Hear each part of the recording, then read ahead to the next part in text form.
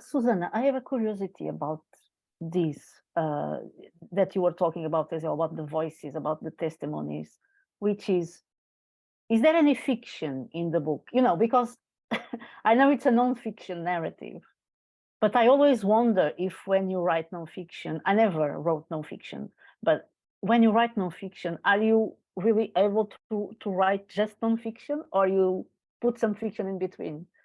So I'm very curious about this, about what is fiction in these voices and what isn't.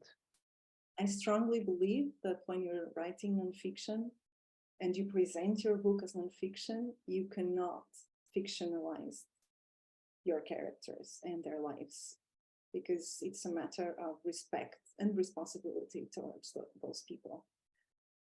So no, there's no fiction in it. Those are the stories of those people. Those are their lives. I didn't make anything up. Absolutely not.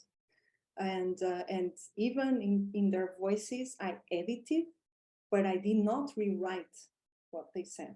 It's different. I edited heavily, and sometimes the interviews were done in different days, and it's edited as if it's just one moment. But I did not rewrite their words.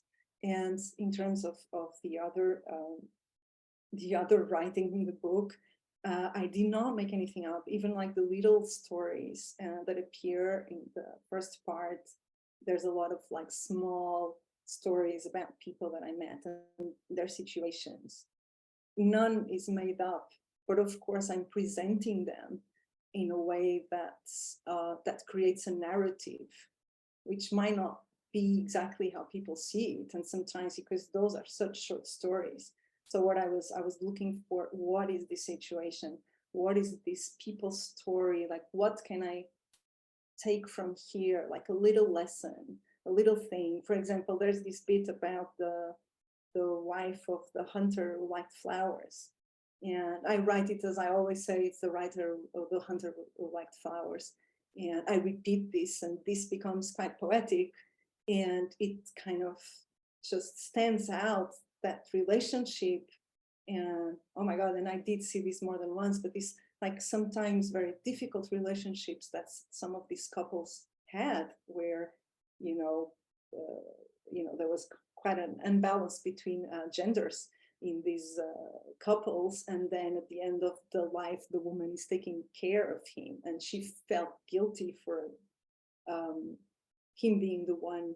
So I was just trying to. So what seemed really interesting about that was the fact that she felt like that, and him as a character. I didn't see him because he had already died, but just like the whole house with these, animals, trophies, like the whole imaginary of the hunter, but with this detail that actually at the same time he took care of the flowers. So basically it kind of maybe it feels like fiction because I just took some of these details. Of course, if I was to write something else about the same couple, it would be completely different. And maybe if they would tell their own story, this would not be the things that they would find relevant. But in a way, when you choose what to say, what to tell, you are creating a narrative. So in that way, I'm creating a narrative, but I am not making up things, okay? And that's the big difference. If you say your book is nonfiction, if you say it's not nonfiction, then you can use reality and then change reality, and some things can be made up and some aren't. But, I believe that the reader has to know what we're talking about, because it's part of the relationship with the reader and the honesty